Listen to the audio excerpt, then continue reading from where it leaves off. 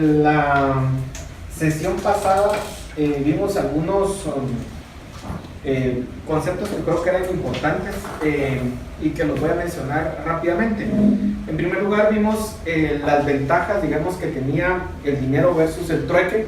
Dijimos de que el tema del trueque, el problema, o dos de los problemas básicos era uno, el hecho que coincidan las necesidades uno con el otro. Digamos, cuando decíamos que íbamos a intercambiar pues una vaca con una espada, digamos, si uno habla de la antigüedad, pues el problema era que la persona que tenía la vaca efectivamente quisiera la espada y la persona que tenía la espada efectivamente quisiera la vaca.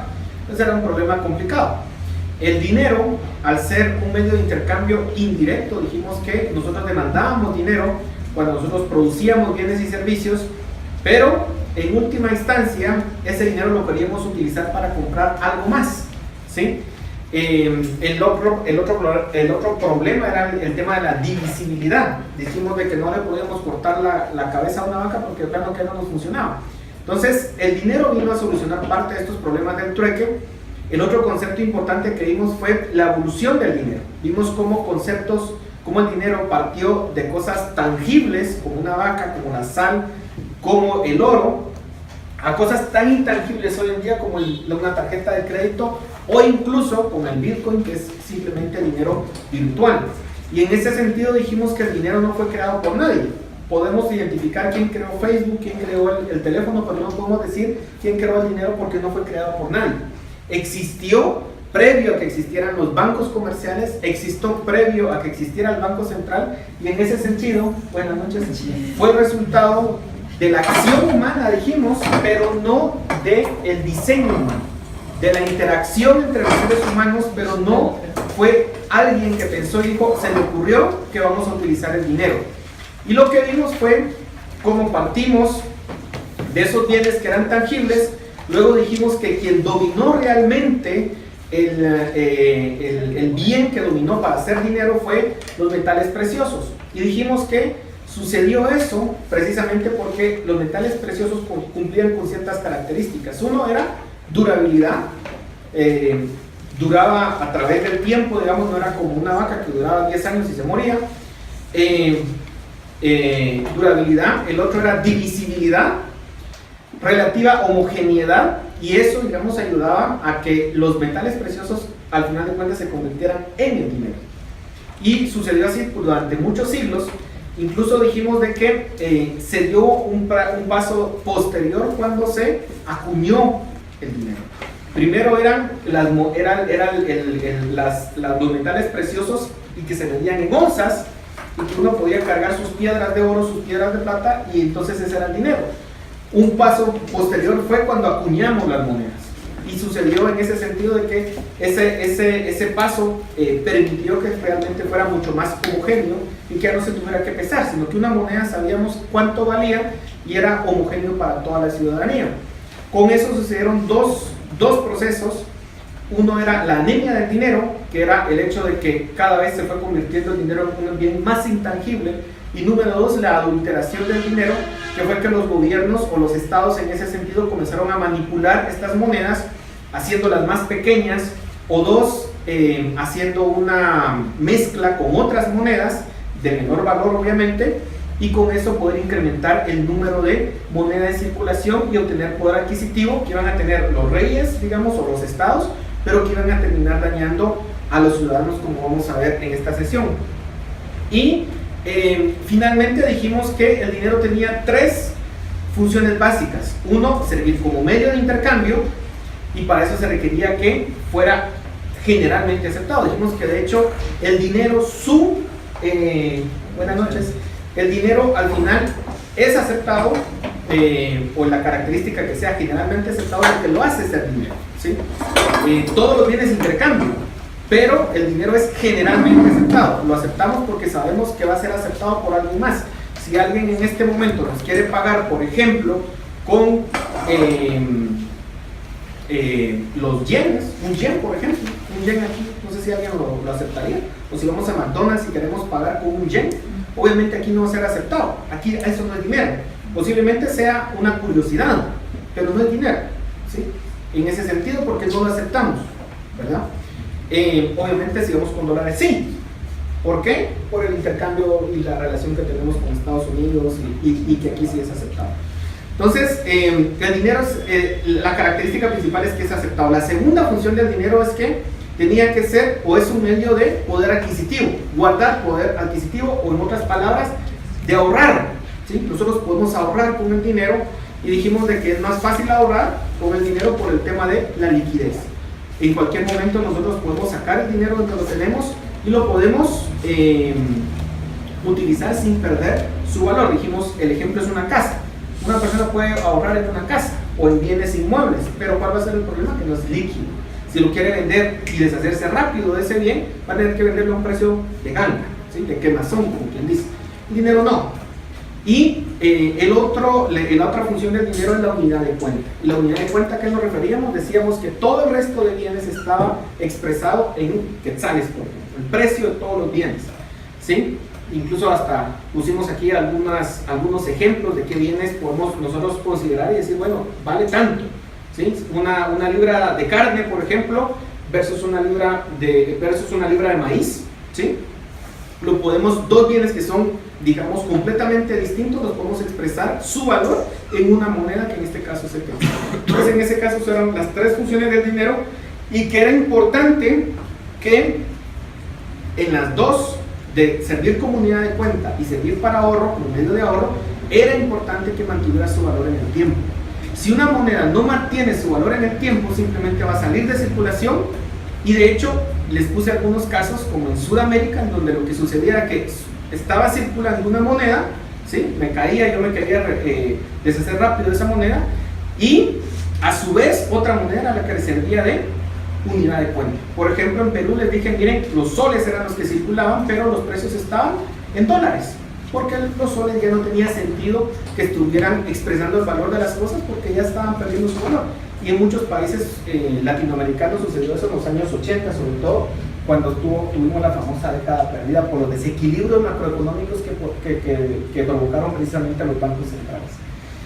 Hasta ahí vamos cuando nos quedamos en esta filmina. Y les dije, miren, no es lo mismo emitir dinero que crear dinero. Y les dije, los bancos centrales tienen el monopolio de la emisión del dinero, ¿sí? Los bancos centrales son los únicos que pueden crear dinero. Antes no. Antes recuérdense que los bancos comerciales también podían tener dinero. De hecho, en Guatemala, si uno se va no sé si han ido en algún momento al Museo Numismático del Banco Central, uno puede ver monedas que eran emitidas por privados, ¿sí? En las fincas, pero también los bancos, ¿sí? En los bancos privados también podían emitir su propio dinero y así fue hasta que se instauró el modelo de moneda de curso forzoso que fue en su momento el quetzal. Pero en Estados Unidos y en Europa también era dinero totalmente privado. Los bancos centrales fueron los que vinieron a tener el monopolio en la emisión del dinero. Pero los bancos comerciales hoy en día siguen todavía creando dinero. ¿Y cómo así que los bancos comerciales crean dinero? Se debe a lo que le llamamos las reservas fraccionarias y que lo vimos la vez pasada. Y que es que los bancos, cuando una persona le llega a depositar 1 millón de quetzales, ¿qué es lo que hace ese banco? Si ese banco, se recuerdan que era el dilema del banquero, si ese banco viene y guarda ese millón de dólares, ese millón de quetzales en sus bóvedas, vas a tener 100% de liquidez. Cuando lo vayan a recoger, ahí va a estar. Aquí tiene su millón de quetzales. Pero ¿cuál va a ser el problema? Si lo guarda en sus bóvedas. Que no va a producir ninguna ganancia. Que no va a tener rentabilidad. Porque la rentabilidad de los bancos la tienen porque reciben dinero, ¿sí? A los cuales le pagan a los ahorrantes, pero ese dinero a su vez lo prestan, ¿sí? Con lo cual cobran una tasa de interés. Y el diferencial de la tasa de interés es con lo que hacen sus ganancias.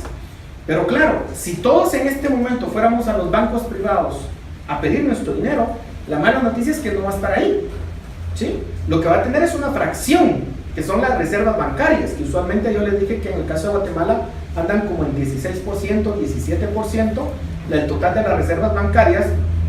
El encaje legal es como 15%, el encaje legal es lo que por ley tienen que tener en sus bóvedas, pero el encaje bancario es lo que efectivamente tienen, y están un poco sobreencajados, se llaman, es decir, tienen un poquito más de lo que les requiere la ley para no quedar en un desencaje que les puede traer multas por parte del ente regulador. Cuando los bancos comerciales hacen eso, entonces lo que hacen es crear dinero, ¿sí? ¿De qué forma? Veamos este ejemplo.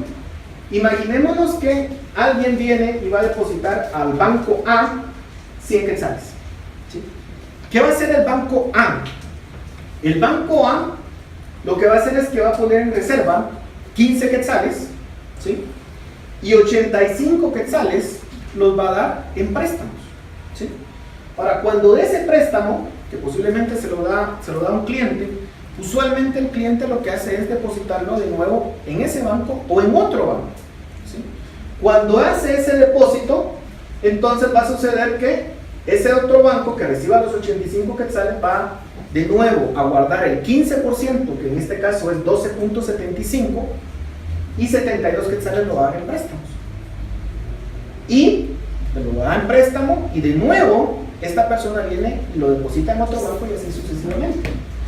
De tal forma que los 100 quetzales originales, vean ustedes que se convierten en casi 660 quetzales, ¿sí? ¿Y qué? Ustedes me dicen, miren, ¿y ese dinero existe físicamente? No, es simplemente asientos contables. Contablemente están, digamos, registrados esos movimientos, pero en realidad no existe ese dinero. O sea, no existe físicamente, me refiero, aunque todos lo reconocemos como dinero. Y eso es lo que se le llama el multiplicador bancario, ¿sí? Cuando los bancos comerciales crean dinero debido al sistema de reserva fraccionaria. De hecho, digamos, si uno piensa que este banco quiebra, si un banco quiebra, por ejemplo, lo que va a haber es una contracción en el dinero en circulación, ¿sí? Con la masa monetaria, que es lo que vamos a ver a continuación. ¿Por qué? Porque todo este sistema fraccionario se rompe, ¿sí? La gente de nuevo pide su dinero de vuelta y al pedirlo de vuelta todo este sistema, toda esta cuestión, digamos, de multiplicador se termina, ¿sí? Ahora, esto obviamente expone a los bancos a un riesgo, estar de acuerdo, ¿sí? Porque, por ejemplo, si alguien dice, miren, fíjense que en tal banco no están, en el banco X, no están dando su dinero, por ejemplo. Llegan unos clientes y dicen, miren, por favor, denme el millón de quetzales o de dólares que le deposité. Si el banco no se lo entrega al cliente, ¿qué creen que va a pasar? Va a haber una pérdida de confianza en el banco. Y entonces todo el mundo va a querer recoger su dinero de ese banco. Y ese banco no lo va a tener y puede ser que ese banco termine cerrando sus puertas, no porque no sea rentable, sino porque no manejó su liquidez con la prudencia debida. En la Gran Depresión en Estados Unidos, lo que sucedió fue eso. Mucha gente entró en pánico, se le llama un pánico bancario, y lo que sucede es que todo el mundo quiere sacar su dinero, pero los bancos no lo van a tener. No porque estén haciendo trampa, ni porque estén haciendo algo ilegal, es completamente legal, es completamente abierto. Así es como funciona aquí y en todo el mundo, ¿sí? Pero no tienen la liquidez necesaria, y en el caso de Estados Unidos muchos bancos tuvieron que cerrar porque no tenían el dinero para dárselo a todos los clientes, ¿sí? Usualmente lo que sucede es que se prestan entre bancos para poder solucionar ese problema, y cuando la gente comienza a ver que toda la gente está yendo a recoger su dinero y que se normaliza, entonces se detiene la corrida bancaria y comienza a operar con normalidad, ¿sí? Pero sí, definitivamente es un problema por los bancos. Ahora, si yo les digo a ustedes, ¿cuánto dinero entonces hay en circulación? Porque fíjense que aquí ya vimos que hay dinero físico, dinero que emite el Banco Central, pero también hay dinero que es creado por los bancos. ¿Cómo medimos entonces la cantidad de dinero que hay en una sociedad? Y para eso hay algunas identidades que quisiera que la viéramos. Primero, las reservas bancarias. Las reservas bancarias están compuestas por efectivo en bóveda más depósitos en el Banco Central. Estas son las reservas que mantienen los bancos para tener el dinero suficiente o la liquidez suficiente cuando la gente le va a traer el dinero. Ahora, lo interesante es esto, que la mayor parte de las reservas bancarias, ¿dónde las tienen los bancos? ¿En sus bóvedas o en la bóveda del Banco Central? ¿Qué opinan ustedes? En el Banco Central. En el Banco Central, ¿sí? Por dos razones. Una, por seguridad, Y dos, porque los bancos centrales, una de sus funciones es la cámara de compensación, que la vamos a ver a continuación. ¿Sí? Las reservas bancarias, esa es una identidad. La segunda es la base monetaria, y la base monetaria se le llama dinero de alta potencia. ¿Por qué dinero de alta potencia? Porque es el dinero que al entrar al sistema bancario es el que se multiplica. Este es el dinero físico, ¿sí? La base monetaria es el dinero físico y está comprendido entre el efectivo fuera de bancos, es decir, todos los billetes que cargamos en la billetera o que guardamos debajo del colchón o que estamos ahí todos los días intercambiando, más las reservas del sistema bancario. Si yo les digo, ¿en dónde está el dinero físico? ¿Sí? ¿Que ha emitido el Banco Central? En dos partes, o la tenemos en nuestros bolsillos y en el colchón, o en las reservas del sistema bancario. Y eso es lo que se le llama es la base monetaria, ¿sí? Pero fíjense que está el tercer concepto que se llama la masa monetaria. ¿Y qué es la masa monetaria? Es la oferta total o el stock total de dinero en una economía. ¿Y qué incluye la masa monetaria? Fíjense que la base monetaria solo incluye el dinero físico. La masa monetaria incluye el dinero que ha sido creado por los bancos, ¿sí? Y hay distintas definiciones de masa monetaria. Por ejemplo, está M1, que es el más popular.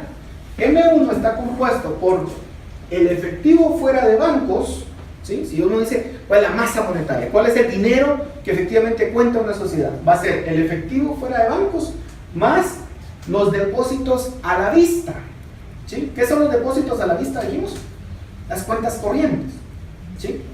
Las cuentas corrientes, o lo que podemos emitir cheques, ¿sí? Y eso es porque es el dinero más líquido que está dentro de los bancos. Uno puede sacar fácilmente el dinero de las cuentas monetarias, ¿sí? O los depósitos a la vista. Entonces esa es una definición M1. M2 es M1, ¿sí?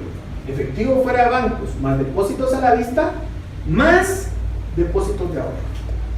Fíjense que conforme van pasando ustedes de M1 a M12, hasta M12, lo que va sucediendo es que van agregando cada vez wow, se me fue la palabra, instrumentos financieros cada vez menos líquidos, ¿sí? Entonces, por ejemplo, depósitos a la vista es sumamente líquido. Uno va, hace el cheque y ahí va, salió. Los depósitos de ahorro antes eran menos líquidos. ¿Por qué? Porque con una cuenta de ahorro ustedes no pueden emitir un cheque, ¿sí? Ustedes tenían que ir al banco, sacar el dinero. A veces por ley el banco tenía la posibilidad de decirle, mire, yo le entrego su dinero en 24 horas. Y la ley lo amparaba al banco. Pero claro, ningún banco hacía eso por el temor a que dijeran que le sacaran una bola de que no estaba dando el dinero, ¿sí? Hoy en día, este depósito de ahorro, esta diferenciación ya pierde un poco de validez. ¿Por qué? Porque hoy en día ustedes pueden pasar su dinero de la cuenta de ahorro a la cuenta monetaria por internet y automáticamente hacen un cheque. Entonces, estos depósitos de ahorro cada vez son más líquidos, o tan líquidos como los depósitos a la vista, ¿sí? Luego, en M3, por ejemplo, ya pueden ir incluyendo ustedes depósitos a plazo fijo, por ejemplo, de 3 meses, de 6 meses. Incluso pueden llegar a M12, en donde ya incluyen acciones, ¿sí? Que ya son instrumentos financieros menos líquidos todavía, digamos, dependiendo de cómo lo vean. Y entonces la definición de masa monetaria se va ampliando. Pero, popularmente, lo más popular es M2, ¿sí? M1 y M2, estas dos, M1 y M2. Y ese es el total de dinero que ustedes tienen en una economía. Y el multiplicador bancario, ¿cómo lo miden? Lo miden a través de la base monetaria. ¿Se recuerdan que dijimos que era la base monetaria? El dinero que ha emitido el Banco Central físico. Entonces ustedes dicen M1 sobre base monetaria es igual al multiplicador bancario. ¿Qué significa eso? ¿Cuántas veces el sistema bancario está multiplicando el dinero físico? ¿Sí? Y lo pueden hacer con M1 o con M2. Aquí les traje los datos del Banco Central. Está un poco antiguo, es de junio de 2013, pero me sirve para ejemplificarlo. La base monetaria dijimos que es el dinero en circulación, el dinero que está circulando, que se calculaba en ese momento en 19.733 millones. ¿Sí? 19.733 millones.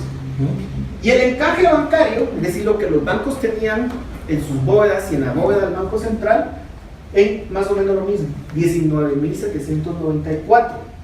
¿Sí? El encaje bancario. Vean, lo interesante es que el encaje bancario, cuando ustedes dividen esta fila, ustedes dicen, ¿cuánto tienen en bóveda? 4.000 millones, 4.300 millones. ¿Cuánto tienen en el Banco Central? 15.000 millones. Lo que les dije, la mayor parte de su encaje bancario lo tienen en el Banco Central y muy poco en términos relativos en sus bóvedas. Ahora vamos con el concepto antes. La masa monetaria, ¿cuál es? La masa monetaria es 58.387. Y aquí es donde ustedes ven la magia del sistema bancario. Porque los 39.528 millones de quetzales físicos que imprimió el Banco Central se convierten en 58.387 cuando pasan por el sistema bancario. Es un multiplicador bancario que si ustedes lo hacen, ustedes no sé si alguien lo puede hacer ahí, 58.387 dividido 39.528 les da como 1.5 más o menos, ¿sí? O sea, se ve incrementado cada quetzal, se multiplica por 1.5, ¿sí? No es mucho, ¿sí? Si ustedes se dan cuenta, en algunos países es más. ¿De qué depende? Depende del nivel de profundización que ustedes tengan del sistema bancario. Entre más se utilice el sistema bancario en una economía, obviamente mayor va a ser el multiplicador bancario, porque a la gente lo está metiendo al sistema bancario. Lo que pasa es que en Guatemala la bancarización todavía es relativamente limitada. Si bien hemos tenido un gran avance en la última década, todavía hay gente que no tiene cuentas bancarias. Todavía hay gente que lo que hace es pagar en efectivo, ¿sí? Utilizar el efectivo por otras razones. Pero la masa monetaria, cuando vamos a M2, recuérdense, dijimos que M1 es dinero en circulación, 19.000 millones, más depósitos a la vista que son 38.654 millones. O sea, las cuentas monetarias en ese momento sumaban 38.000 millones. Y la masa monetaria, 2, es decir, M2, fíjense cómo se eleva, a 129.000. De nuevo, esta sí es más grande, obviamente, ¿sí? Aquí sí están hablando que pasó de 39.528 millones, eso efectivo, a ser 129.392. ¿Cuánto es el multiplicador bancario ahí? No sé si alguien puede hacer la... 3. Como 3 veces, ¿sí? O sea, se multiplicó por 3 cada quetzal cuando pasó por el sistema bancario, porque aquí ya está incluyendo, además de depósitos a la vista, las cuentas de ahorro. Lo que nos está diciendo en este caso es que la gente utiliza más cuentas de ahorro que depósitos a la vista, ¿sí? Y por eso es que ven ustedes ese gran salto que hay entre M2 y M1, ¿sí? Entonces el sistema bancario está creando dinero, y de hecho una de las políticas monetarias que se utilizaba antes por parte del Banco Central era modificar el encaje legal. Si yo les digo a ustedes que el Banco Central va a subir el encaje legal de 15% a 30%, ¿qué creen que va a pasar con la masa monetaria? Fíjense la pregunta. El encaje legal ahorita es 15%. Va a bajar. ¿Por qué? Porque como lo tienen que dividir entre la base monetaria, se va a disminuir un montón. Claro, porque los bancos van a tener que mantener más dinero en bóveda y van a poder dar menos préstamos. Va a haber menos circulación del dinero en cuanto a servicios prestados, ¿no? Exactamente, va a haber menos creación de dinero por parte de los bancos centrales. Y entonces la masa monetaria se va a disminuir. Entonces, de hecho, los bancos centrales antes jugaban con el encaje bancario. Entonces, si querían, por ejemplo, si estaban viendo que había mucha inflación, que vamos a ver cuál es la relación entre masa monetaria e inflación, si veían que había mucho dinero en circulación, decían, bien, subamos el encaje bancario para que los bancos se vean forzados a guardar el dinero en su bóveda. Y al guardarlo en su bóveda, entonces obviamente va a caer la cantidad de dinero que están creando. Hoy ya no lo hacen.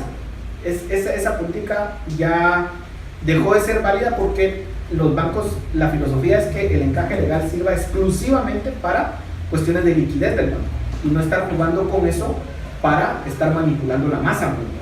Es como lo que hacen con el tipo de cambio, cuando compran todos los dólares para que vayan en alguna dirección o lo sacan más al... Claro, pero en este caso es el Banco Central interviniendo en el mercado, ¿sí? En este caso forzaban a los bancos a que tuvieran un nivel de reserva más alto, lo cual es un poco más delicado, ¿verdad? Porque digamos, un banco le dice, ¿sabe qué? Ahora su encaje bancario va a ser en vez de 15, 50%. Eso va a ser un golpe bien fuerte porque no van a poder dar préstamos y por tanto no van a recibir dinero. ¿Sí? Recuérdense, si un banco deja todo su dinero en bóvedas, el 100% de lo que recibe, quiebra. Va a quebrar. Entonces ellos necesitan dar dinero en préstamos. ¿Sí? No sé si... Pero ahí subirían los intereses. Lo podrían compensar, por supuesto. Una forma de decir es decir, mire, si el 50% lo tengo que mantener, pues una forma puede ser subir los intereses, efectivamente. Podría ser una estrategia, pero no sé si aún así, recuerde, si usted sube los intereses y también la gente no es que va a seguir prestando lo mismo. Si usted sube los intereses, la gente va a decir, mire, pues a esa tasa de interés yo ya no me endeudo, pues, ni por consumo, ni por inversión, ni por nada. Entonces, va a caer la demanda por créditos. ¿Sí? Entonces sí tiene un efecto bien fuerte. Y luego, la banca central, que es importante ver cuáles son las funciones de la banca central. En primer lugar, fueron antes bancos privados, eso es bien importante que lo tengamos en mente. La banca central, que se cree que el primer banco central fue el Banco de Inglaterra, que fue fundado en 1694, lo que sucedía era que era un banco privado que, adivinen qué, digamos, el banco quería tener, digamos, monopolio en cierta región o cierta área, digamos, del país, y entonces no quería competencia. Entonces llegaron a un acuerdo con el gobierno donde le decía, a ver, si tú me das el monopolio de la emisión del dinero en esta región, yo te voy a servir de prestamista al gobierno. Y entonces se creó ese contubernio, si ustedes lo quieren ver así, entre ese banco privado y el gobierno de Inglaterra, con tal de que se beneficiaban ambos, ¿verdad? El banco tenía la exclusividad de la circulación de dinero en cierta área y por otra parte el gobierno tenía un banco en el cual podía tener recursos cuando lo necesitaba.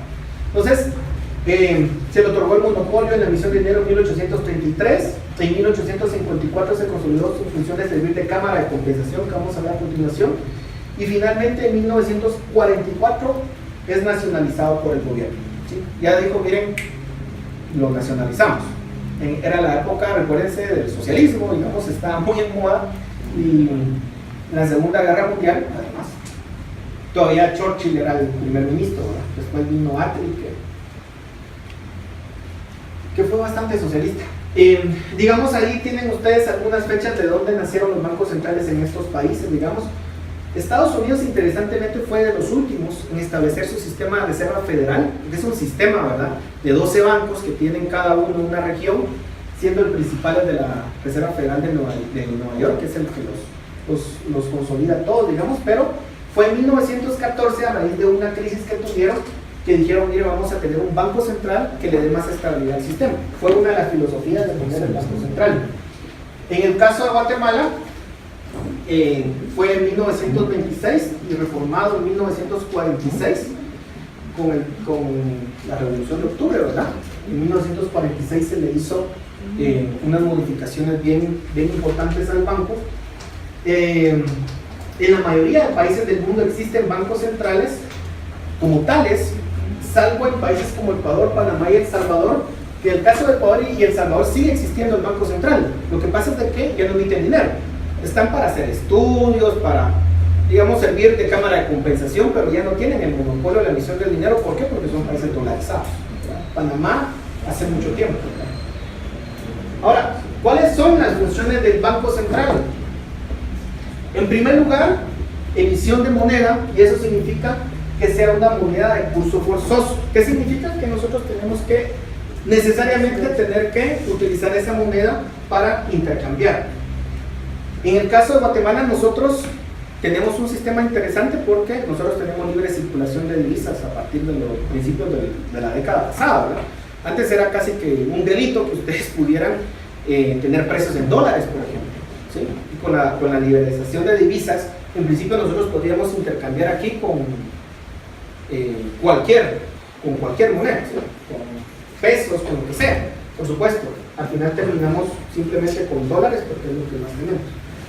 Pero en principio puede ser con cualquier moneda. Oficial, obviamente, ¿verdad? No, los bancos privados no pueden emitir. Agente financiero del Estado, que significa que es el banco del Estado. Significa que le lleva las cuentas. En el caso de Guatemala, digamos, el banco central ha perdido mucho de esa función, ¿verdad? Porque distintas instituciones del gobierno utilizan distintos bancos, ¿sí? Ya no es como antes que todo estaba centralizado en el Banco Central. Custodia de las reservas monetarias de los bancos comerciales, que es lo que ya vimos. Los bancos, en vez de tenerlo en su bóveda, lo tienen en la bóveda del Banco Central. Y la Cámara de Compensación. Yo me imagino que aquí ustedes sabrán qué es la Cámara de Compensación. ¿Alguien la ha escuchado? ¿Alguien sabe qué es la Cámara de Compensación? La Cámara de Compensación es que, digamos, todos los días nosotros emitimos cheques. Y entonces, digamos, si uno tiene el cheque del Banco A, ¿sí? Y dice, bueno, tengo este cheque, pues ¿qué es lo que tengo que hacer yo? Si tengo este cheque del Banco A, pero yo tengo en realidad cuenta en el Banco B, entonces yo no puedo ir al Banco A depositar este cheque, yo no tengo cuenta ahí. Entonces vengo y deposito ese cheque en el Banco B, ¿sí? Pero lo deposito en mi cuenta, no tengo una disponibilidad inmediata de ese dinero, ¿sí? Y a su vez va a haber algún cliente del Banco A que va a recibir un cheque del Banco B, ¿sí? Y lo va a depositar en su cuenta. Entonces va a suceder que al final del día el Banco A va a tener cheques del Banco B y el Banco B va a tener cheques del Banco A. Pues como una de las opciones sería enviar mensajeros a las agencias y decir, mira, tengo estos cheques, te los voy a cobrar a nombre de mis clientes. Y el otro banco haría lo mismo, ¿sí? Entonces pasaría con motoristas todo el día haciendo eso, lo cual sería una pérdida de tiempo y de recursos. Para eso existe la Cámara de Compensación. ¿Y qué es la Cámara de Compensación? Simplemente la reunión de todos los bancos y decir, a ver, ¿cuántos cheques tengo yo tuyos? ¿Cuántos cheques tengo de todos estos bancos? Y hago la sumatoria. Tengo tantos del B, tengo tantos del C, tengo tal cantidad del D. ¿Cuántos tenés los tuyos? Y todos hacen lo mismo. Entonces, al final, lo que se hace es compensar. Y entonces dice, a ver, yo tengo 1 millón que son tuyos, ¿sí? Y vos tenés 2 millones. Entonces, lo que vamos a hacer es de que en el Banco Central vamos a hacer que me acrediten a mí 1 millón, ¿sí? Y por eso es que la mayor parte de sus reservas están en el Banco Central y se mueven de un banco a otro todos los días en la Cámara de Compensación. Por eso se tarda 24 horas un cheque en compensarse, ¿sí? Ahora todo esto es interesante porque hoy en día lo que hay ya son transferencias entre bancos, ¿verdad? Ya ni siquiera es cheque. De hecho ahora lo que hacemos es, por el sistema que se llama ACH, ¿verdad? Que lo que hace uno es simplemente hacer transferencias entre bancos ya sin necesidad de cheques, ¿sí? Incluso ya se puede hacer desde el teléfono. Entonces esa es la función. Entonces esta es de las funciones importantes del Banco Central. La otra es ser prestamista de última instancia. Y esta es una de las funciones más polémicas que tiene un Banco Central. ¿Por qué? Yo les dije a ustedes que los bancos a veces enfrentan corridas bancarias y es que la gente les pierde la confianza y entonces no es que estén quebrados, no están quebrados, sino simplemente la gente les pierde la confianza y todo el mundo quiere sacar dinero. Y los bancos a veces lo que hacen es recurrir a otros bancos, pero a veces esos otros bancos no les es suficiente, tampoco tienen el dinero suficiente para prestarle a este banco y a la vez tener ellos la liquidez necesaria.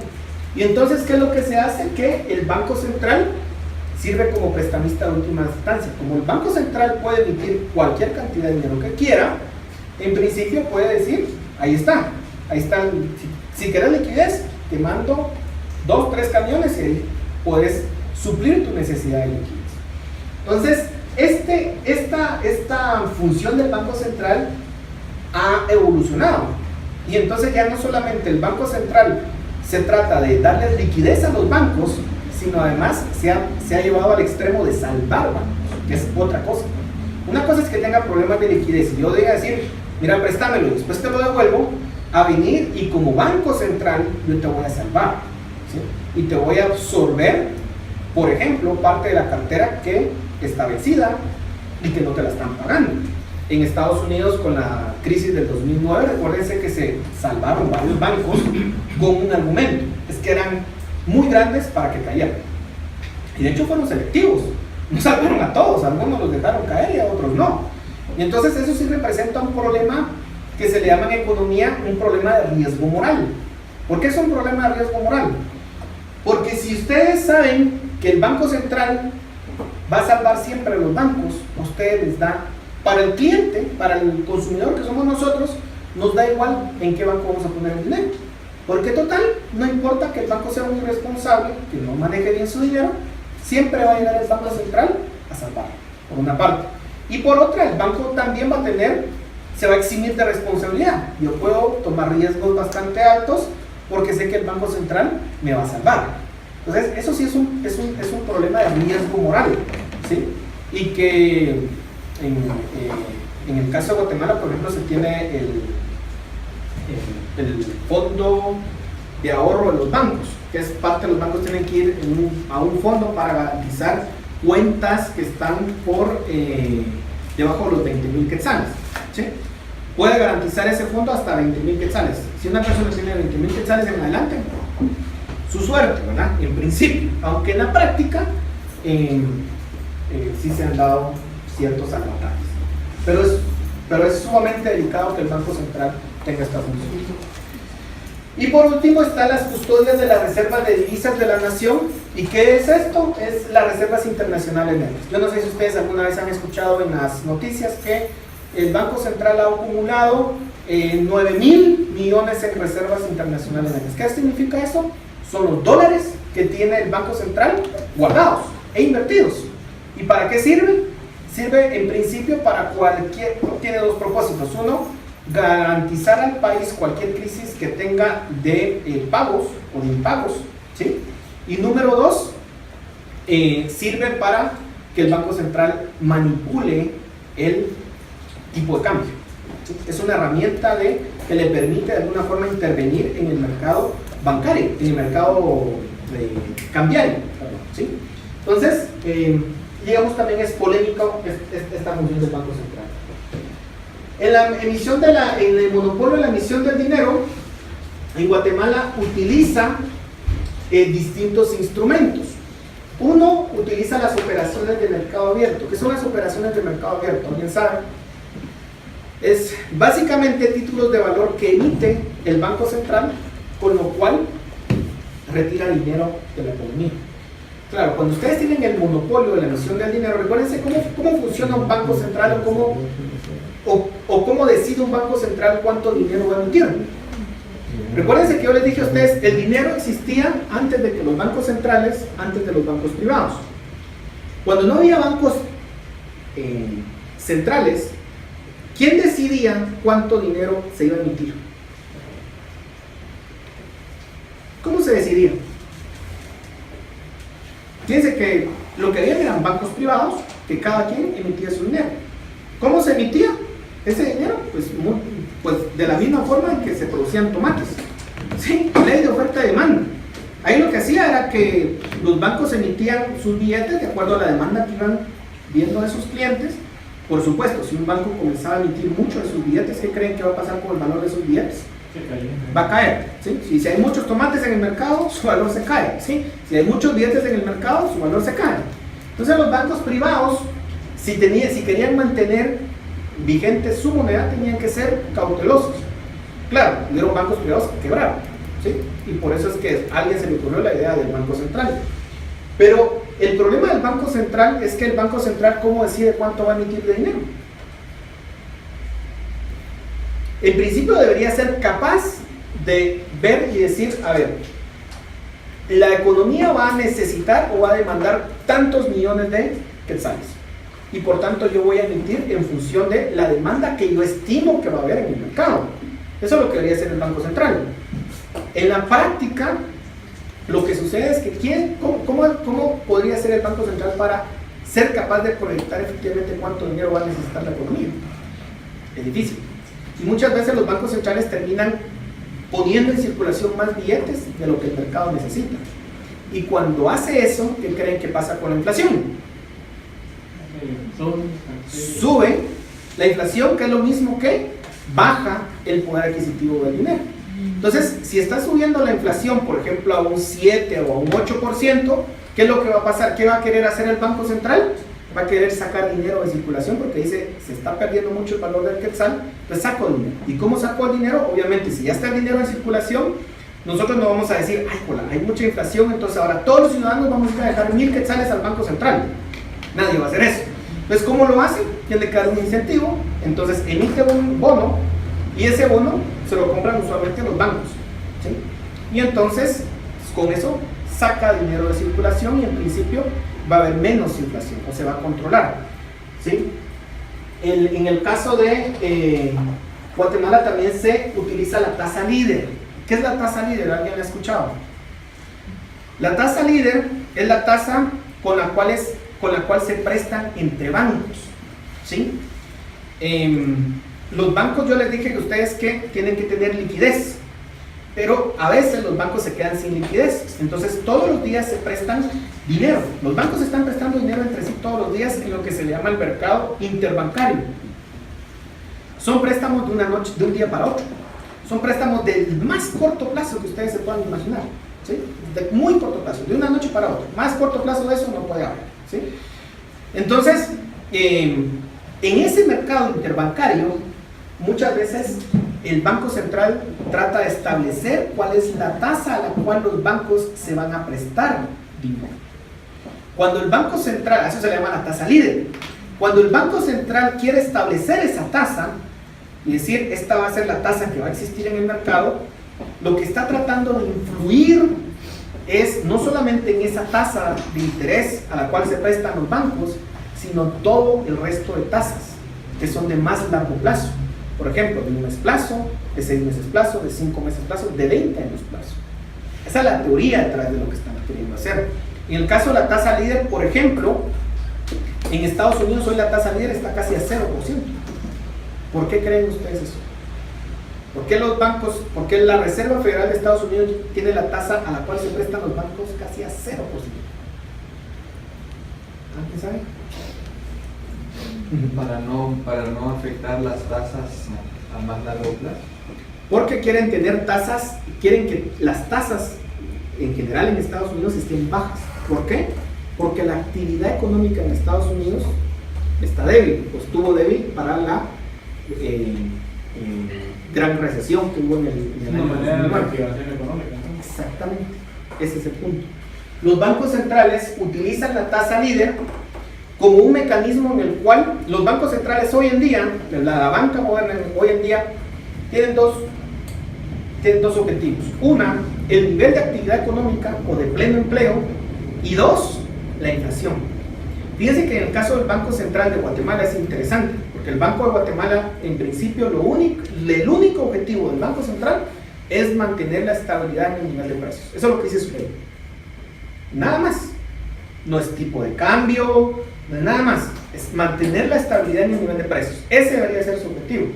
En el caso de la Reserva Federal de Estados Unidos, es mantener una inflación estable alrededor del 2% cada año, es decir, que la inflación en un año sea solamente 2%, y mantener un nivel de pleno empleo, ¿sí? Que es más o menos un 4 o 5% de desempleo, ¿sí? Cuando el desempleo comienza a subir, ¿sí? Comienza a subir el desempleo, por ejemplo, llegó al 9%. ¿Qué creen que hace el Banco Central con la tasa de interés? La tiene que bajar. La tiene que bajar. ¿Por qué la baja? Para aumentar la oferta de dinero, y en principio eso va a hacer que la actividad económica comienza a reactivarse, ¿sí? Es una teoría que se llama, que no sé si la vieron en la clase pasada, es una teoría bien keynesiana, ¿verdad? Es la idea de que el Banco Central puede afectar las variables reales en el corto y en el largo plazo. ¿Y qué son afectar a variables reales? El nivel de desempleo y el nivel de actividad económica. ¿sí? Entonces emiten dinero, lo sacan al mercado, bajan la tasa de interés, y al bajar la tasa de interés, ¿qué es lo que creen que pasa? La gente comienza a invertir más y a consumir más. ¿Por qué? Hay más circulación. Ustedes como bancos, imagínense que el Banco Central tiene las tasas casi a 0%. ¿Sí? En realidad ahorita está a 1%. ¿Sí? Estuvo entre 0 y 0.25%. Ahorita está en 1%. Pero ¿qué es lo que significaba en la realidad eso? Cuando ustedes tenían una tasa tan baja, significaba que las hipotecas, por ejemplo, la tasa de las hipotecas iban a estar bajas. ¿Sí? Las tasas del crédito de consumo iban a estar bajas. La tasa para invertir iban a estar bajas. Y eso en principio iba a hacer que la economía comenzara a desarrollarse. ¿Sí? ¿Qué es lo que sucedía al revés? Fíjense que yo les estoy planteando un escenario en el caso de Estados Unidos en donde la inflación andaba como en el 1%. Ellos, recuérdense que su objetivo es 2%. Entonces, en 1% decían, todavía puedo generar un poco más de inflación emitiendo dinero, ¿sí? Y puedo en principio reducir la tasa de desempleo. Entonces, bajaban la tasa con ese objetivo, ¿sí? Cuando el escenario es inverso y ustedes comienzan a tener que la inflación comienza a ser de 5%, ¿sí? Y ustedes dicen, ay, pues, y mi objetivo es 2 y está en 5, ¿qué tengo que hacer con la tasa de interés? No, subirla. ¿Y qué significa subir la tasa de interés? Es que el banco entonces comienza a recoger dinero. ¿Sí? Comienza a recoger dinero y comienza a decir, mire, yo como Banco Central quiero que ustedes me den su dinero de vuelta, pero para que ustedes me den su dinero de vuelta yo les tengo que ofrecer una buena tasa. Y entonces comienzo a subir la tasa de interés, y entonces va a comenzar a subir la tasa de interés del ahorro, la tasa de interés del consumo, la tasa de interés de la inversión, y la actividad económica se va a moderar. Y eso va a ayudar en principio a que cuando haya menos dinero y haya menos actividad económica, los precios bajan. Esa es la lógica que siguen los bancos centrales en el mundo. ¿Sí? En el caso de Guatemala, nosotros seguimos o emulamos mucho la tasa de Estados Unidos. Cuando Estados Unidos comienza a subir tasas, nosotros hacemos lo mismo. Cuando va a bajar, nosotros también hacemos lo mismo. Lo seguimos mucho. ¿Por qué? Porque nuestra economía está muy ligada a la de Estados Unidos. ¿Sí? Y otro elemento de política monetaria que utiliza en casos extremos el Banco Central es que presta dinero directamente a los bancos, en lo que se le llama una ventanilla del Banco Central. ¿Sí? Entonces un banco, por ejemplo, necesita dinero porque ya no tiene liquidez o porque quiere prestar más, va al Banco Central y lo presta. Y eso se le llama la tasa de descuento, que es distinta a la tasa líder o la tasa de política monetaria. ¿Sí? Usualmente están relacionadas las dos. Usualmente la tasa de descuento es más alta que la tasa la tasa libre. ¿Sí? En Estados Unidos es exactamente lo mismo. ¿Sí? Solo que ya se le llama Federal Funds Rate, ¿sí? Que es la tasa líder. ¿Sí? Digamos, si la tasa líder se maneja entre bancos, mientras que la ventanilla del Banco Central es directamente con el banco. Sí, sí. Lo que hace el Banco Central es que, digamos, en el caso de la tasa líder, el Banco Central interviene en el mercado interbancario, prestando dinero, ¿sí? A la tasa que él quiere, que sea la que prevalezca en ese mercado. ¿Sí? Fíjense que es bien interesante porque en Estados Unidos la tasa, claro, el Banco Central lo que hace es, yo quiero tener de tasa líder, por ejemplo, 1%, pero no es que ese 1% sea el que en realidad se dé en el mercado interbancario. ¿Sí? Ese es su objetivo, pero para que se dé el objetivo tiene que intervenir el Banco Central metiendo dinero o sacando dinero en ese mercado. Y de esa cuenta, entonces la tasa está alrededor del 1%. En el caso de Guatemala, si ustedes ven un poco la historia entre la tasa líder y la tasa de interés líder efectiva, ¿a qué me refiero a la efectiva? La que realmente está en el mercado interbancario. Al inicio del Banco Central le costó mucho que estas dos tasas estuvieran iguales. ¿Sí? Hasta ahora, digamos que ya funciona más o menos como funciona en Estados Unidos. Entonces, esto se da ¿por qué? Porque el Banco Central pues tiene el monopolio en la emisión del dinero. Así de simple. En el caso de Guatemala, por ejemplo, yo quisiera que vean esto. Estos son los agregados monetarios. La pantalla anterior era un momento en el tiempo, ¿verdad? Esta es la evolución. Entonces, si ustedes se dan cuenta, la base monetaria, ustedes se dan cuenta que ha ido creciendo a través del tiempo. M1, fíjense que antes era muy cercano a la base monetaria, por lo que les decía, teníamos muy pocos niveles de bancarización. En la medida en que se ha ido bancarizando más el país, M1 ha ido creciendo. Y lo mismo ha sucedido con M2. O sea, hemos visto cómo ha ido creciendo el multiplicador bancario en la medida que tenemos mayores niveles de bancarización en el país. Esa es la forma en que ha evolucionado. Estas son las operaciones de mercado abierto que andan más o menos como en 26,000 millones de quetzales. ¿Sí? ¿Qué es esto? Dinero que el Banco Central ha sacado del mercado. ¿Sí? Y que tarde o temprano lo tiene que volver a meter. ¿Por qué? Porque son bonos. El Banco Central lo que ha dicho es, mira, cómprame este bono y dame el dinero que tienes de vuelta. Bueno, el Banco Central así ha logrado recoger 26,000 millones de quetzales, ¿sí? Lo cual representa más o menos casi el 20% del total de M2. Es bastante grande, ¿sí?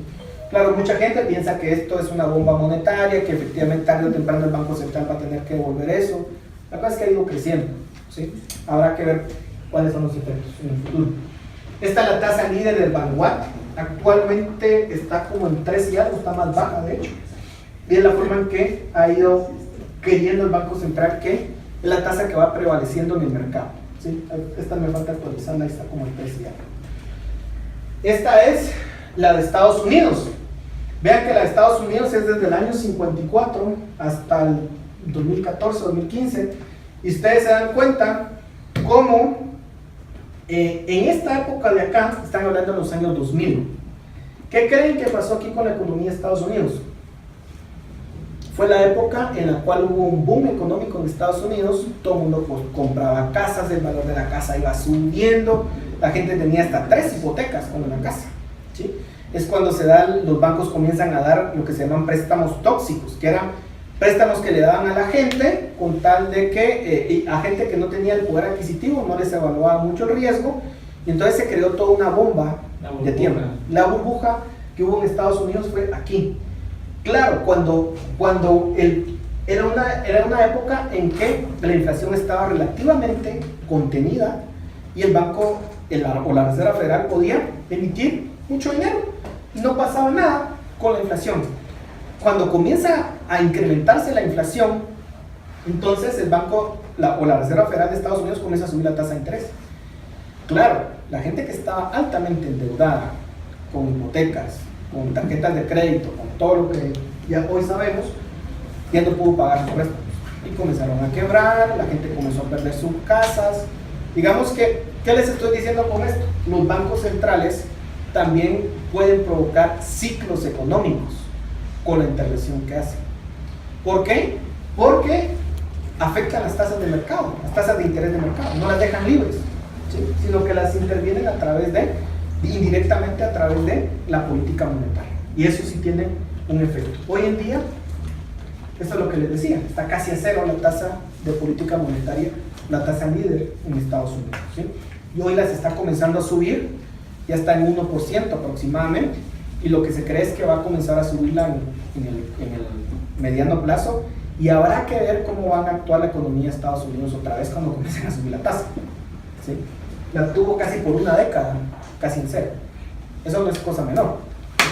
Habrá que ver qué va a pasar ahora que la comienza a subir de nuevo, si no caemos en otra crisis. Y bueno, esta es lo que les decía, esta es la efectiva versus la objetiva. En Estados Unidos casi va de la mano. Y luego, cuando ustedes tienen una banca central que tiene el monopolio en la emisión del dinero, se da lo que se le llama la ley de Gresham. Lo lógico sería que si ustedes tienen una moneda que ya no utilicen, esa moneda salga del mercado, ¿cierto? Simplemente ustedes ya no lo utilicen. Pero cuando ustedes tienen que hay monedas de curso forzoso y hay un tipo de cambio fijo, se da una paradoja. ¿Y cuál es la paradoja? La paradoja es que la moneda mala, en principio, sustituye a la moneda buena. Y para eso les voy a poner el ejemplo de Venezuela. Entonces, ¿saben lo que está pasando en Venezuela? Digamos, en Venezuela, digamos, el gobierno, dado que tiene el monopolio de la emisión del dinero, ha emitido dinero, pero por montones, ¿verdad? Sin ningún escrúpulo, sin ningún tipo de responsabilidad. ¿Y qué es lo que ha pasado? Alta inflación. Claro, la gente, lo que está sucediendo es que quieren dólares, ¿no? O sea, quieren dólares en vez de, ¿cómo se llama? Bolívares, son, ¿verdad? En vez de bolívares. Pero ¿qué es lo que pasa? Que de forma forzosa ustedes tienen que utilizar los bolívares. Puede ser hasta un delito utilizar dólares. Entonces, ¿qué es lo que pasa? Que en el día a día, ustedes lo que hacen es utilizar bolívares. Solo les cae un bolívar y ustedes lo que tienen que hacer es gastárselo de inmediato. ¿Por qué? Porque mañana va a valer menos. ¿Y qué es lo que sucede con los dólares? Si ustedes estuvieran en Venezuela y les cae un dólar, ¿qué harían? Lo guardan, exactamente. ¿Por qué lo guardan? Porque saben que los dólares son los que mantienen el valor. Los bolívares no. Entonces, si ustedes tienen 100 dólares, ustedes no van a ir a la tienda a comprar con los 100 dólares. Lo van a guardar lo máximo posible porque les va a ayudar a mantener su reserva de poder adquisitivo. Y entonces se da lo que se llama la ley de Gresham, que simplemente la moneda, en este caso sobrevaluada, que es el bolívar, termina desplazando a la moneda subvaluada, que es el dólar. ¿Por qué es sobrevaluada? Porque en el tipo de cambio oficial en Venezuela, ahorita ya lo subieron, pero estuvo como en 8 bolívares por un dólar. Fíjense, 8 bolívares por un dólar. Mientras que el tipo de cambio en la calle, ¿cuánto creen que era? Como 3.000 bolívares por un dólar. Entonces ustedes tenían que el tipo de cambio oficial era 8, pero en la calle era otro. Entonces el bolívar estaba sobrevaluado de forma oficial y el dólar estaba subvaluado de forma oficial. Entonces la moneda sobrevaluada, que era el bolívar, terminaba desplazando en la calle a la moneda sobrevaluada. La ley de Gresham, para que se cumpla, tiene que tener ese requisito, que sea un tipo de cambio fijo, es decir, un tipo de cambio que establece el Banco Central y que sea una moneda de curso forzoso. Si no se cumple eso, en realidad lo que va a pasar es que esa moneda no va a servir para nada y la van a terminar sacando del mercado y van a utilizar dólares. La otra función. ¿Sí? Yo viví en El Salvador cuando empezaron a sacar de circulación el colón por el dólar. Sí. Y lo que me di cuenta es que pagábamos más por los productos. Sí, me han comentado eso. Y digamos, un producto que valía 8.70, que estaba equivalente a $1, cuando hicieron el cambio a dólares ya valía $2. Ya. Entonces toda la gente empezó a protestar, que todo empezó a subir. Cuando yo iba al banco con mis colones, me daban el cambio a dólares, ya no me daban colones. Ya. Y en cuestión de 4 o 5 meses sacaron de circulación todo el colón y en todos lados, si uno iba a la gasolinera, Todo era con ya dólares. le daban dólares a uno. El Salvador es un fracaso. Yo personalmente creo que dolarizar no es una opción. Digamos, toda la teoría, ¿por qué un país decide renunciar a su moneda? Es porque un país ha llegado a tal extremo que su banco central es incapaz de mantener el valor de la moneda. En el caso de Guatemala, nosotros la más alta inflación que hemos tenido fue durante el 90, que fue el último año de Inicio Cerezo, que fue del 60%. Imagínense, una inflación del 60% en un año. Eso es brutal. Ahora, en términos comparativos, nosotros ese 60% se quedó muy corto con, por ejemplo, la inflación que tenía Bolivia, muy cercano en ese entonces, que andaba en 3.000%. 3.000% en un año. Sí. Entonces, nuestro Banco Central ha sido relativamente Eficiente. conservador. Hemos tenido inflación, sí, la inflación promedio en los últimos 10 años ha andado como en el 6%. Claro, en los países desarrollados la inflación anda alrededor del 2%. La inflación objetivo del Banco Central, nosotros hoy en día lo que tenemos son metas de inflación, que eso se me olvidó mencionarles. Hoy tenemos metas de inflación y entonces lo que hace el Banco Central es que yo quiero tener de inflación entre 4 y 5%, ¿sí? Esa es mi meta. Y entonces yo hago toda mi política monetaria en función de tener esa inflación. Y en el caso de Guatemala ha sido relativamente exitoso, digamos, en ir disminuyendo la inflación, porque hemos ido pasando de objetivos de inflación del 6 del 6-7% y hoy en día estamos como en 4%. Digamos, el Banco Central ha ido cada vez reduciendo más la inflación promedio. Claro, por factores internacionales también. Nosotros tenemos mucha inflación importada, ¿sí? Pero, digamos, en términos generales, el Banco Central ha sido relativamente eficiente. ¿Cuándo ustedes renuncian a su moneda? Cuando tienen el caso de Perú, en Sudamérica, donde ustedes tenían una irresponsabilidad total. Ahí tiene sentido. En el caso de El Salvador, pues no tenían esos problemas que yo sepa. Digamos que de llegar a inflaciones. Lo que generó ahí es que, digamos, no me recuerdo el porcentaje, pero era un porcentaje muy alto de gente que vivía en Estados Unidos. Ah, claro. Y entonces comenzaron Sí, las remesas. Muchas divisas, muchas remesas. La mayoría de personas, no recuerdo el porcentaje, digamos los jóvenes, los niños, vivían con los abuelos, mientras los papás vivían en Estados Unidos y generaban remesas. Sí, pues. Según ellos, para evitar todo ese problema de la inmigración a Estados Unidos, pusieron la moneda de El Salvador, pero fue bien difícil la economía para la gente ahí, más o menos, pero sí fue una época bien dura. Sí, miren, la lógica detrás de eso es que el país iba a ser más confiable, que iba a ser mejor evaluado, pero al final no sucedió. El Salvador está pasando una crisis terrible, ¿no? Actualmente, ¿verdad? En todo sentido. Entonces, yo personalmente, en el caso de Guatemala, yo no recomendaría una dolarización bajo ninguna circunstancia. Nosotros lo que tenemos es una libre circulación de divisas, que precisamente el cambio lo hicimos casi en paralelo con El Salvador, digamos, y ha sido mucho mejor idea, pues, porque en principio aquí en Guatemala hoy podemos intercambiar con cualquier moneda, ¿sí? Y eso lo que ha provocado es que sí hemos tenido un proceso de dolarización indirecta, ¿no? O sea, cada vez hay más depósitos en dólares, con más precios, pero eso ha sido un proceso que ha sido natural del mercado. De alguna forma el dólar está compitiendo con el quetzal. Sí, el Banco Central tiene que ser prevenido porque si no, de forma muy natural el mercado lo va a ir sustituyendo. Entonces eso significa competencia para el Banco Central. Entonces yo no lo recomendaría. Pero ahora los bancos, cuando uno quiere ir a comprar, pagar, digamos, yo quería ir a pagar mi tarjeta de crédito en dólares. Y me dijo, ¿cuál es el origen de los dólares? Un tema de dinero, ¿verdad? Sí. Entonces, Nosotros tenemos leyes muy tenía estrictas que con llenar eso. una hoja de IBE, no sé cómo se llama. Y en enero que falleció mi mamá, mi hija me mandó dinero a Estados Unidos. Tenía que llenar un montón de formularios para Explicar el demostrar origen. de dónde vienes y esto, cuánto gana usted. Me hicieron un cuestionario Sí. que hasta me preguntaban si le daba dinero a mi esposa. Pero fíjese que a eso ya escapa del ámbito económico, ¿verdad? Porque, bueno, tiene que ver y no, porque eso ya es una cuestión más de leyes que lo que buscan es prevenir el lavado de dinero, el tema del narcotráfico, el tema que, digamos, esa es otra discusión.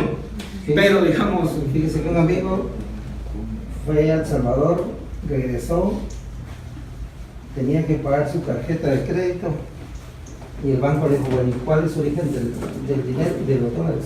Fui a El Salvador y le dije, tráigame su pasaporte. A ese extremo llegaba.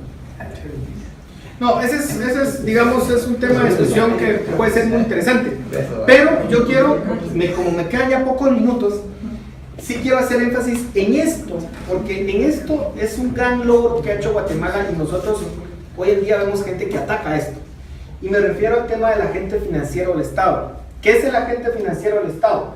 Número uno es servir de banquero al Estado, ya lo explicamos, digamos que las cuentas, los cheques y todo que se emiten sean en el Banco Central, lo cual les dije que ha perdido, digamos, vigencia en el caso de Guatemala porque utiliza bancos privados. Pero lo otro es que el Banco Central antes le otorgaba préstamos al Estado. ¿Y qué significa otorgarle préstamos al Estado? ¿Qué significa eso?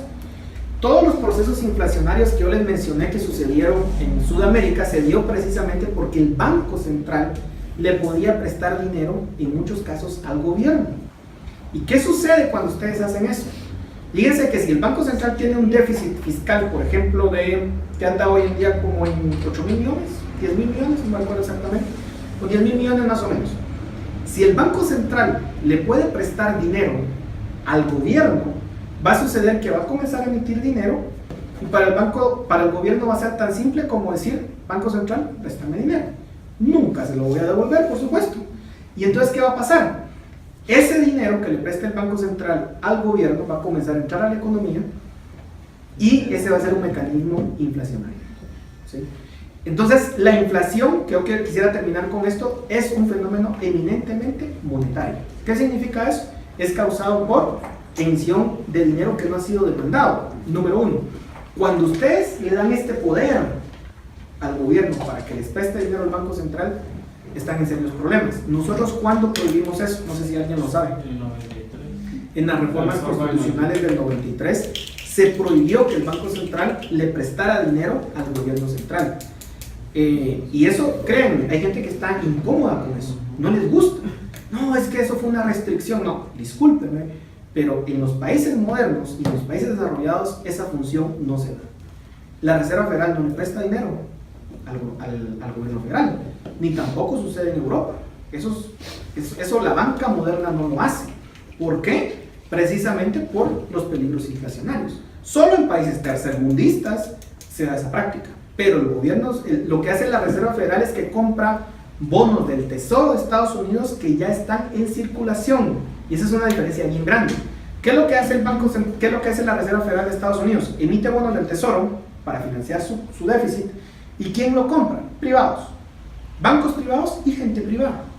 Cuando viene la Reserva Federal y compra esos bonos, no se los compra al gobierno, se los compra a privados que ya lo compraron previamente. Entonces la Reserva Federal no está financiando al gobierno federal, ¿sí? Y eso es bien importante que quede bien claro, digamos, porque mucha gente dice, no, es que la Reserva Federal le presta al gobierno federal de Estados Unidos, lo cual es falso, ¿sí?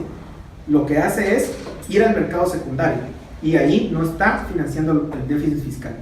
Si, por ejemplo, vamos a suponer un ejemplo, que el gobierno federal de Estados Unidos pierde credibilidad, la gente ya no va a comprar esos bonos. Si no se los compra los privados, la Reserva Federal no se los va a comprar, ¿sí? No sé si ven la diferencia. Si no se lo compra un privado, la Reserva Federal no se lo va a comprar.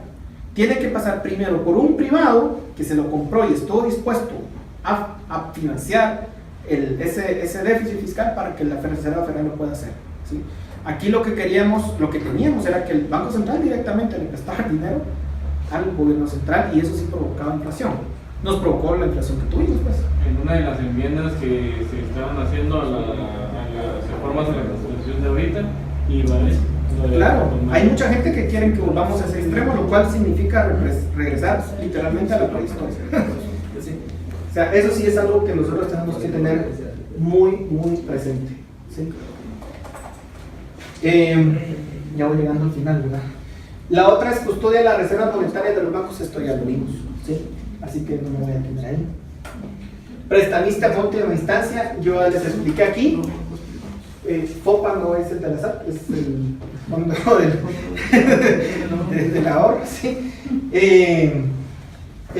Y ya les expliqué el riesgo moral que tiene esto, ¿verdad? Un banco central debería tener prohibido ser prestamista en última instancia, porque eso significa que los bancos comerciales van a tomar más riesgos que los que deberían. Entonces no debería de tener esa facultad el Banco Central. Aquí está, por ejemplo, lo que pasa con el ICS y lo que Las pasa salían con los bancos, lo del ICS. y lo que pasa con FEMO. ¿en qué sentido, perdón? Le prestan dinero, no le pagan. ¿Alix? al ICS. Ah, claro, en los bancos el gobierno tiene una deuda millonaria con el ICS. Pero con FEMO sí pasó eso, que el gobierno le prestaba dinero a FEMO cuando estaba en moda, FEMO, los ferrocarriles, y eso trajo abajo al sistema ferroviario. Claro, las empresas estatales en general no funcionan, ¿verdad? Por eso en Guatemala lo mejor que se pudo haber hecho fue privatizarlas, ¿sí? Que fue lo que se hizo en su momento en todo el mundo. Es una tendencia mundial en los años 90 y Guatemala solo siguió esa tendencia mundial. El problema fue que para que se hagan esos procesos de privatización sí tienen que ser transparentes y claros. No como que hicieron muy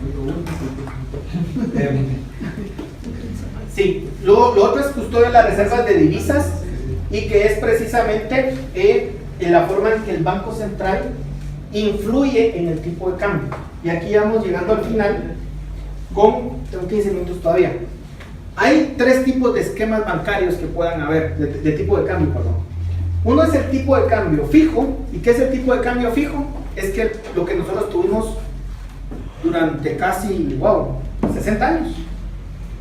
¿Se acuerdan ustedes que el quetzal era 1 por 1, pues, verdad? Y entonces, por muchos años se mantuvo eso, hasta que hubo, digamos, el Banco Central comenzó a ser poco disciplinado en la emisión del dinero y comenzó a darse una devaluación del quetzal en los años 80. ¿Qué intentó hacer el Banco Central? Mantener el 1 por 1, a pesar de que en el mercado ya se estaba intercambiando al 2 por 1, al 3 por 1, ¿sí?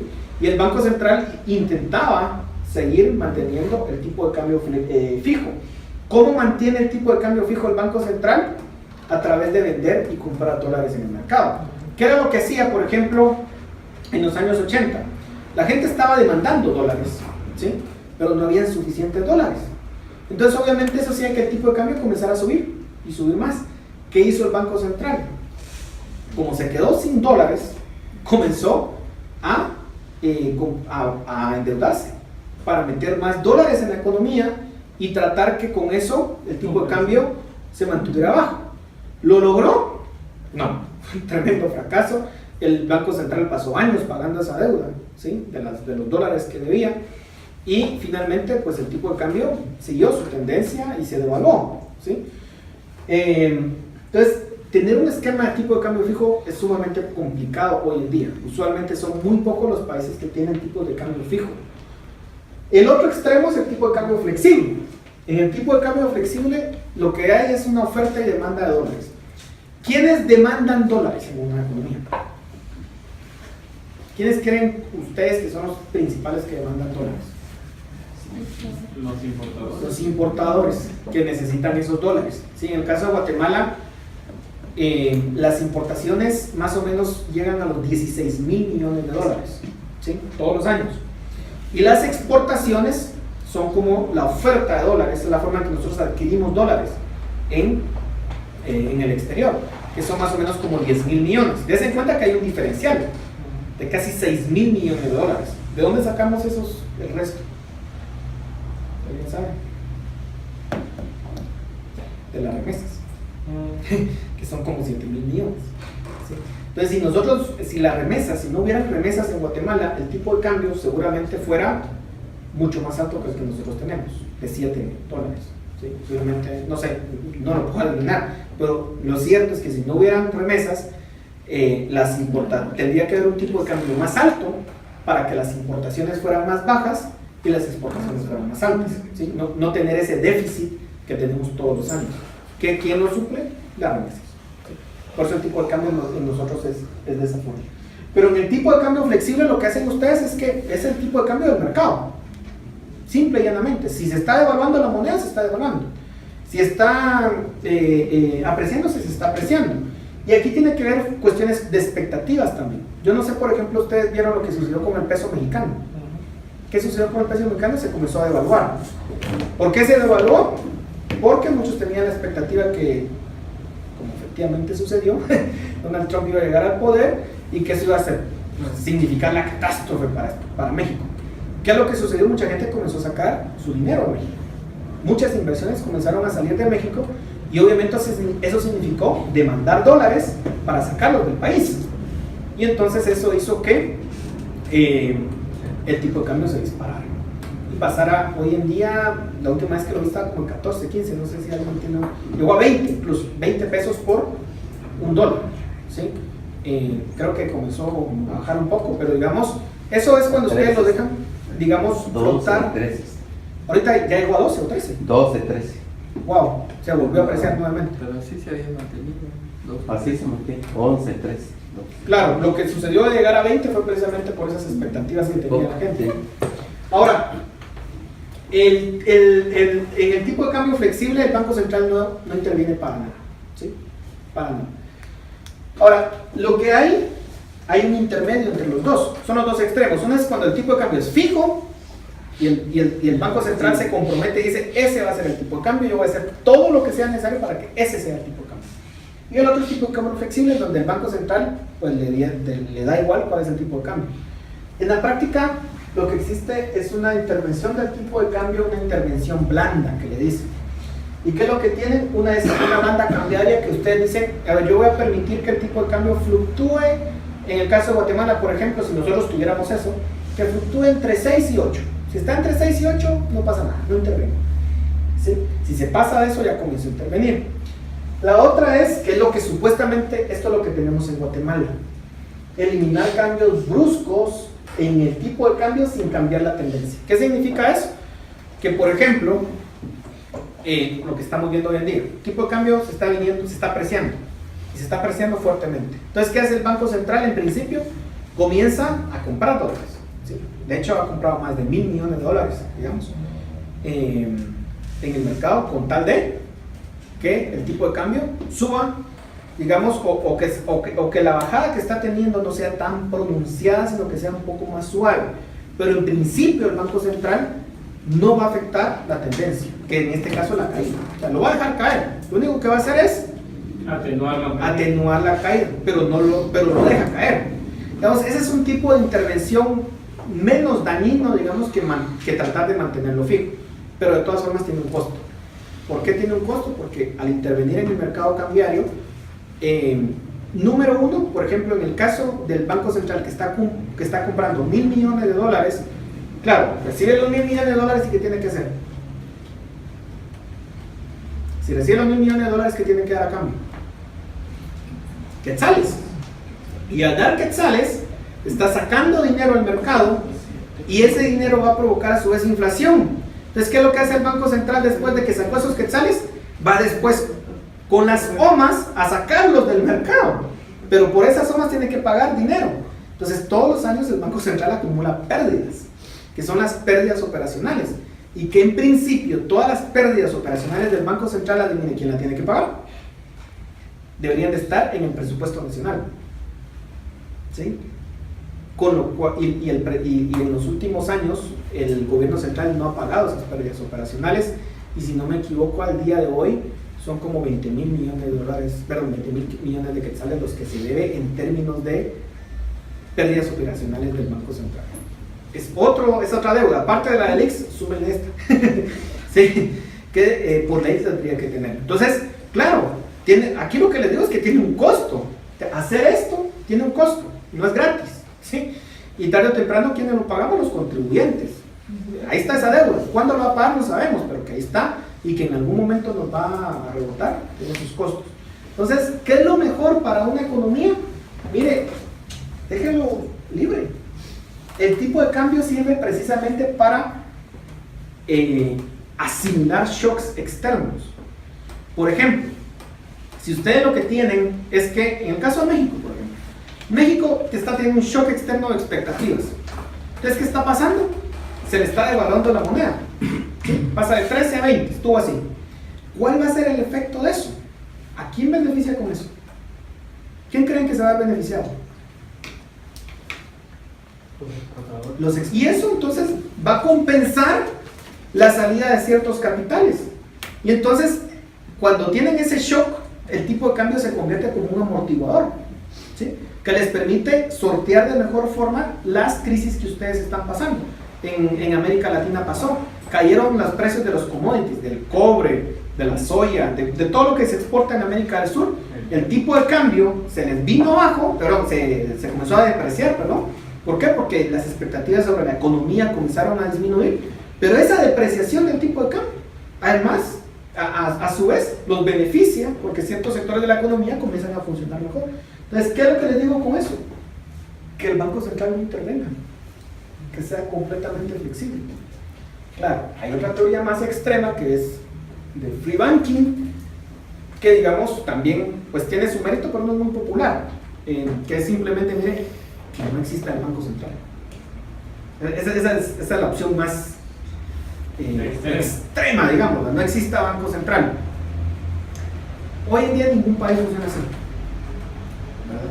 Tal vez no exista banco central, pero han adoptado el dólar o han adoptado otra moneda oficial. No tenemos al día de hoy una moneda, un país que funcione con dinero que emiten bancos privados. No funciona así, hay que ser honestos en ese sentido. Pero mucha gente lo que quisiera ese sistema que existió hace más de un siglo, de hecho. El tema del free banking. Es complicado, ¿sí? No es fácil, hay que darle vueltas, ¿sí? Yo lo que creo es que lo mejor que pueden hacer es que haya una libre circulación de monedas, digamos como existe en el caso de Guatemala. No necesariamente tienen que cerrar el Banco Central, ¿sí? Esa es una opción demasiado radical, sobre todo para el caso de Guatemala. Pero ahí está, digamos, ahí está esa opción. Como les digo, el caso del Banco Central de Guatemala ha sido relativamente responsable si lo comparamos con otros países, y además tiene ese candado constitucional que no le puede prestar el dinero al gobierno, lo cual nos garantiza que no exista brotes inflacionarios importantes. Lo que sí tenemos que mejorar es el tema de la intervención en el mercado bancario, el mercado cambiario, ¿sí? Que todavía seguimos acumulando esas pérdidas, y lo mejor que podríamos hacer es, mire, Banco Central, despreocúpese por eso. Su misión es inflación. Mantenga los niveles inflacionarios donde tiene que tenerlos, ¿sí? Si su objetivo es 4%, concéntrese en eso. Deje que el tipo de cambio flote libremente. No tiene por qué estarse metiendo ahí. Y eso nos haría, digamos, llevaría a una mejor gestión del Banco Central, ¿sí? Por último, no sé, eso ya, solo esto. Miran, por ejemplo, esta la inflación que crearon estos países, son las mayores inflaciones que hemos tenido. Argentina, 3.080% en un año, o sea, 3.000%. Lo que valía un quetzal en el 1 de enero, al final del, un peso, perdón, el 1 de enero, al final del año valía 3.000 pesos. Bolivia, 11.000. Brasil, 2.900. República del Congo, 23.773%. O sea, eso es brutal. Eso no lo puede imaginar uno. En Estados Unidos el 13%, en el 80%. Perú 7.000, Zimbabue, que les dije que ha roto nuevo récord, 24.411%, ¿sí? Dentro de ese contexto, Guatemala no se ve tan mal, 60%, ¿sí? Sobre todo que hoy en día hemos ido mejorando muchísimo la gestión monetaria en el país, como les dije, ¿sí? Y ahí, de recuerdo, ese es un billete de Zimbabue. Eso ya no se puede leer, ¿verdad? Pero es como 10.000 millones. ¿Sí? Un billete de 10.000 millones, comparando eso ya es ridículo, ¿sí? Ahora, ¿por qué se da eso? Cuando ustedes tienen un banco central que es irresponsable, que le presta dinero al gobierno. Eso es lo que tenemos que evitar, que el banco central no le preste al gobierno.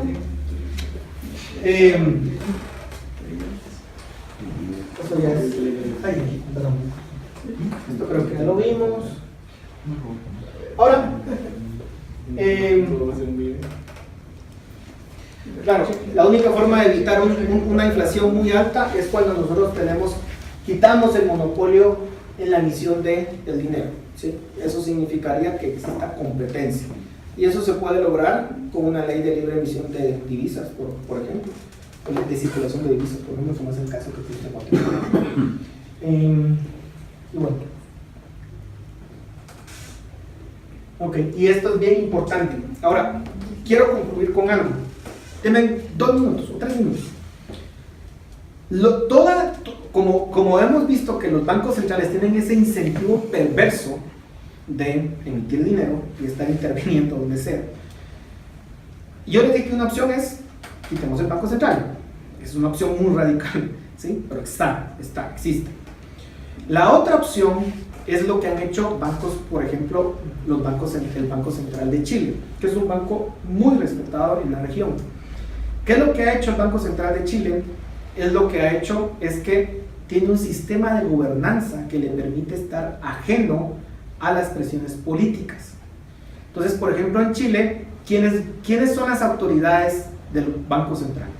Son 5 consejeros que se eligen a cada cierto tiempo, creo que se van renovando cada 3 años o cada 4 años, y solo renuevan a uno. Y tienen una perspectiva de de estar en el Banco Central de 10 años. Entonces, ¿qué es lo que hacen? Es que si este presidente, por ejemplo, un presidente creo que solo puede elegir 1 o 2, a lo más, autoridades del Banco Central. Estos 3 fueron elegidos por otro gobierno, ¿sí? O por otros gobiernos. Entonces, ¿qué es lo que hace este sistema? En donde las autoridades pueden estar hasta 10 años ahí, es que de alguna forma los blinda de el poder político que les diga, mira, quiero que emitas dinero, porque quiero que la economía vaya mejor, ¿sí? Como sucede a veces en Estados Unidos, ¿sí? Comienzan a presionar ahí al del Banco Central para que comience a emitir más dinero, que baje las tasas. Entonces ya no hay criterio técnico, sino que hay criterio político. Entonces, en el caso de Chile es bien interesante cómo su sistema de gobernanza del Banco Central ha procurado que esté libre de influencias políticas, número 1. Número 2, transparencia. En el Banco Central de Chile, como en la Reserva Federal, todas las reuniones son públicas. Van a salir tarde o temprano. Todas las discusiones que se tengan en algo interno van a ser publicadas 3 meses después de tomar la decisión. Entonces, y está transcrita, ¿sí? Tal cual. Y entonces ahí está la discusión, cuáles fueron los argumentos de por qué subir las tasas, por qué bajarlas, por qué emitir esto. Entonces, está el chequeo también de decir, ok, si no, y es un delito, obviamente, si no lo publican tal cual, ¿sí? Está en un delito. Entonces, la transparencia en la gestión y el sistema de gobernanza ha hecho que el Banco Central sea un banco central muy respetado en la región. En el caso de Guatemala, pues hemos tenido mejoras, digamos, y relativamente ha sido responsable. Pero obviamente hay cosas que se pueden ir mejorando. Son las opciones que ustedes tienen. Y ya pueden mejorar. Ahí está. Bueno. Qué bueno que el año pasado no hubo préstamos del Estado. No, ya no, ya sería la cabosa. Eso es algo que no se puede permitir regresar a los Tendría que Bueno, muchas gracias por su tiempo. Gracias.